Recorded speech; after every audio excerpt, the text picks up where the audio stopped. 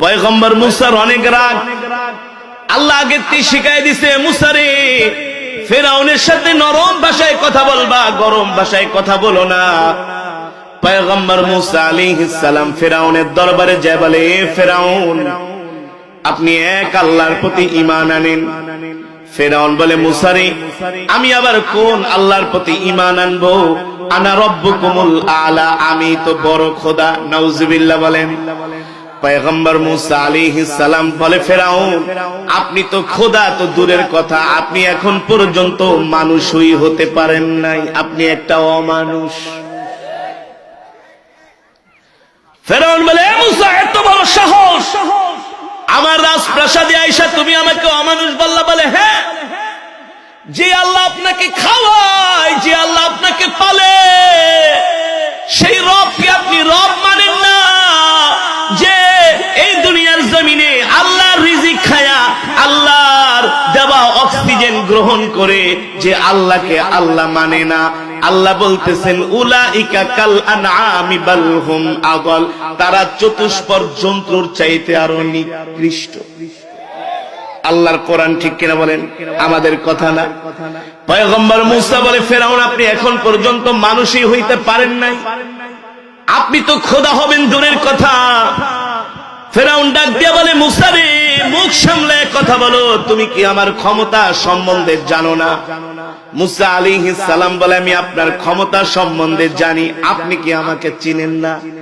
আমি কিন্তু আপনাকে ছোটবেলায় একটা থাপ্পড় মারছিলাম। কথা বলেন, কথা বলেন।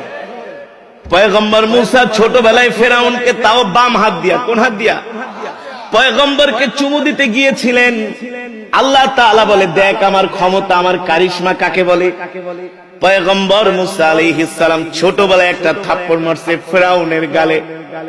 পয়গম্বর মুসা বলে, শোনেন ফেরাউন, শুধু আল্লাহ আমাকে বলে দিছে, ফাকুলা লাহু কাওলাল লাইয়িনাল লাআল্লাহু ইয়াতাযাক্কারু আও ইয়াখশা।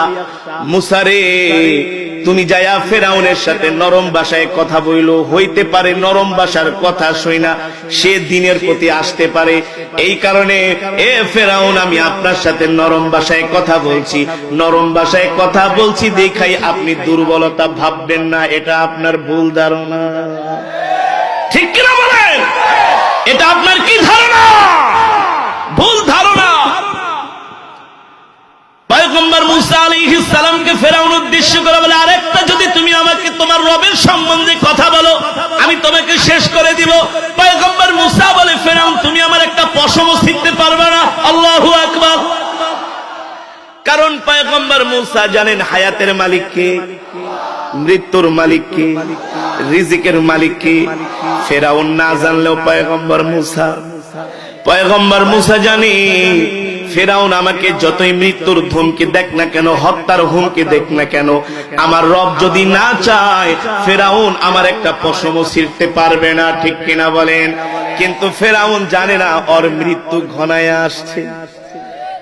উলি পাখার যখন মৃত্যু আসে তখন কিন্তু পাখা গজায়। দেখবেন যে মানুষ সমাজের ভিতরে বেশি উৎপাত করে তার কিন্তু অচিরেই ধ্বংস হয়, তার কিন্তু অচিরেই ধ্বংস হয়। যে কোনো না যে কোনো ভাবে আল্লাহ তাকে বিপদের মধ্যে ফালায়। যেই মানুষ বেশি সমাজের মধ্যে উৎপাত করে, ফেরাউন প্রচুর পরিমাণে পয়গম্বর মুসাকে কষ্ট দিয়েছেন। পয়গম্বর মুসা জানে, ফেরাউন তুমি তো আর মৃত্যুর মালিক না, হায়াতের মালিক না। হায়াতের মালিক, মৃত্যুর মালিক হলেন একমাত্র আল্লাহ। কে? মুসাকে বলতেছেন, এ মুসা মুখ সামলে কথা বলো, নাইলে কিন্তু আমি তোমাকে চরম শিক্ষা দিব। পয়গম্বর মুসা বলে, ফেরাউন যতই আপনি হুমকি ধমকি দেন না কেন, আমি মুসা কিন্তু আল্লাহর দ্বীনের দাওয়াত থেকে এক চুল পরিমাণ দূরে সরে যাব না। এই কথা বলার পরে ফেরাউন বলে, ঠিক আছে দেখি তোমার রব তোমাকে আমার হাত থেকে কেমনে বাঁচায়। আল্লাহু আকবার। জোরে বলেন আল্লাহু আকবার। কে বলতেছেন?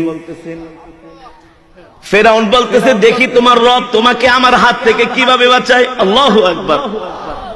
মুসা বলে, দেখি আমিও দেখবো তুমি আমার রবের হাত থেকে কেমনে বাঁচো।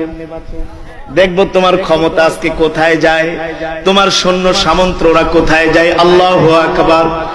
ফেরাউন তার সৈন্যদেরকে নির্দেশ দিল, ধর মূসাকে, ধর ধর মূসাকে ধর। ফেরাউনের সৈন্যরা হাজার হাজার সেনাবাহিনী, মাত্র পয়গম্বর মূসা আলাইহিস সালাম আর তার ভাই হারুন আলাইহিস সালাম দুইজন গিয়েছিলেন ফেরাউনের দরবারে।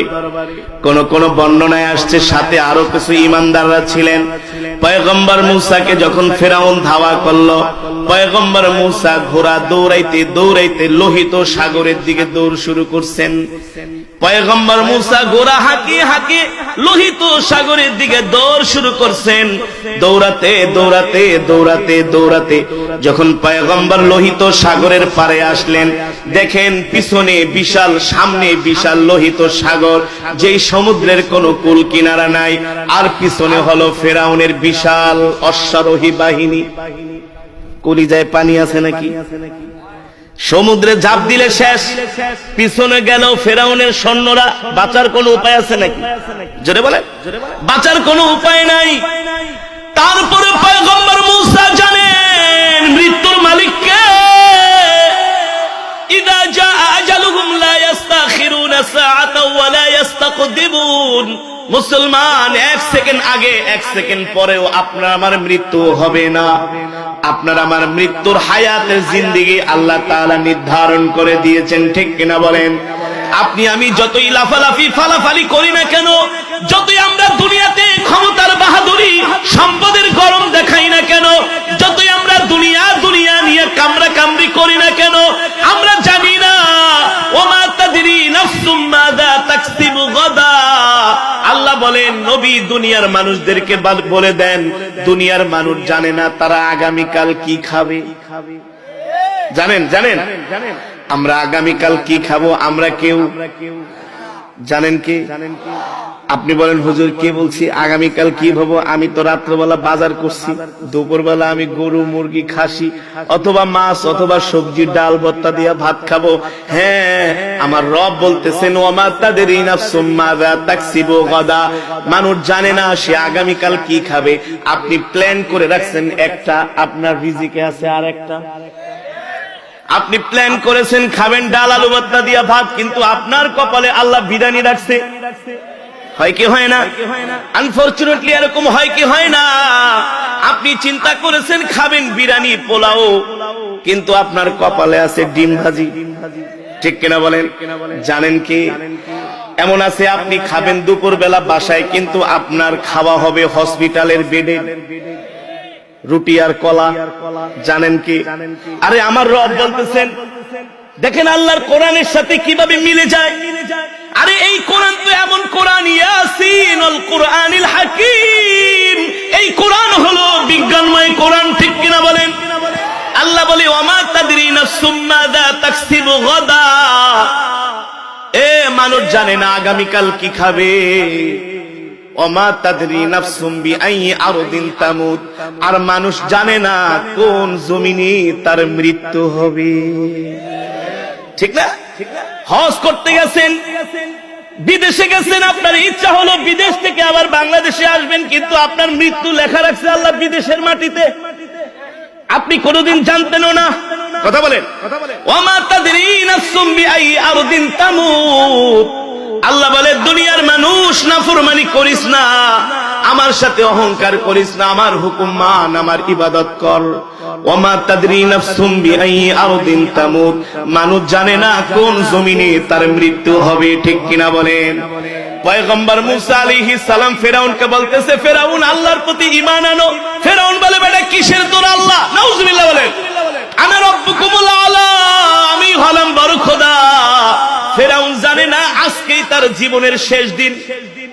ফেরাউন জানে না তার মৃত্যু হবে লোহিত সাগরের মধ্যে, ঠিক কিনা বলেন? ফেরাউন তো জানে তার মৃত্যু হবে তার রাজপ্রাসাদে, কিন্তু আল্লাহ জানে তার মৃত্যু হবে সমুদ্রের মধ্যে। এই কারণে ফেরাউন যখন পয়গম্বর মূসা আলাইহিস সালামকে ধাওয়া করতে করতে সমুদ্রের পারে নিয়ে গেলেন, পিছন দিকে পয়গম্বর মূসা দেখেন বিশাল সমুদ্র, আর সামনের দিকে বিশাল ফেরাউনের বাহিনী। পয়গম্বর মূসা ভয় পেয়ে গেলেন, আসমানের দিকে হাত উঠাইলেন, আল্লাহ পিছনে সমুদ্র, পিছনে বিশাল ফেরাউনের বাহিনী, সামনে সমুদ্র। আল্লাহ যদি সমুদ্রে ঝাঁপ দেই, এই সমুদ্র থেকে তো আমার বাঁচা সম্ভব না। আপনি যদি আমাকে সাহায্য না করেন, আল্লাহ আমি কি করব? আল্লাহ তাআলা বললেন, ক্বালা ইন্না রাব্বী সায়াহদিন। এ মুসা, তুমি ভয় পেও না, আমি আল্লাহ তোমাকে বিশাল ফেরাউনের বাহিনীর বিরুদ্ধে একা ছেড়ে দেই নাই। আমি আল্লাহ অবশ্যই অবশ্যই তোমাকে এখান থেকে বাঁচিয়ে দিব, কিন্তু আমি আল্লাহ আজকেই ফেরাউনকে এই সমুদ্রের মধ্যে চুবিয়ে চুবিয়ে মারবো। ঠিক কিনা বলেন? ঠিক না? এবার পয়গম্বর মুসা আলাইহিস সালামকে আল্লাহ নির্দেশ দিলেন, মুসা